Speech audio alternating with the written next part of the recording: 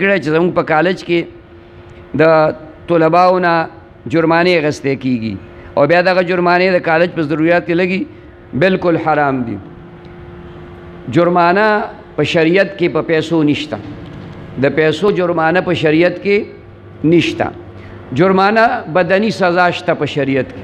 نبی علیہ الصلوۃ والسلام وایي تاسو د ادب لخته دا د خپل اولاد نه مه پورته کوئ، دا شاګردم روحاني اولاد دی.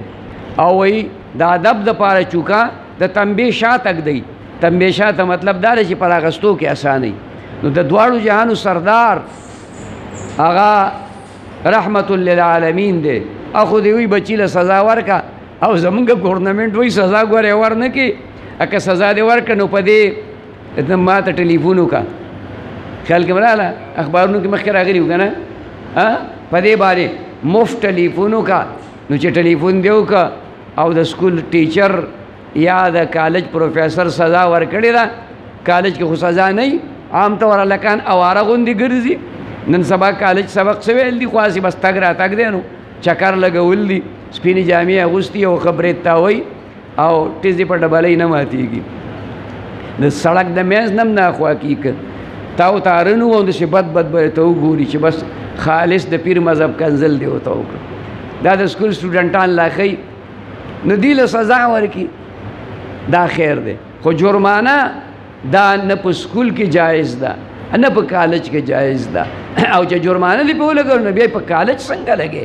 پیسې د هغې دي ولګې ته په کالج باندې په خبره پوه شي. پردي سړنګان خیرات کې کالج په خپله ځان له جوړ کا او جرمانه هغه باندې او جرمانه تې اول اخلم که د زورنې دپاره یې تې واغسته کال په آخره کې وله واپس ورکړه.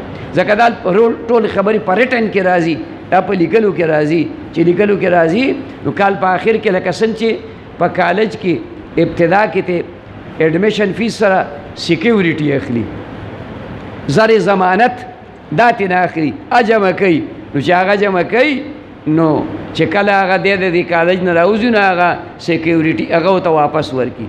هغه هر څونه روپۍ چې مخکې به لګې وي 100 200 300 روپۍ به اوس شکر دی ګراني چې کم دی نو په دې حکومت کې خو د الله فضل دی ډېره زیاته راغله او نورم هم که خیري راځي پوه شوې.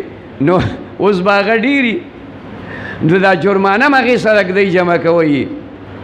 د سکول پرنسپل هغه ته دا درخواست دی چې هغه پیسې دی د هغه هلک د سیکیورټي سره ږدي، ریټن کې راغلی بس خیر دی. بیا چې کله هغه د کالج او سکول نه وته بیا ورته وایي بچیه دا ستا پیسې وې اوس یې واپس واله.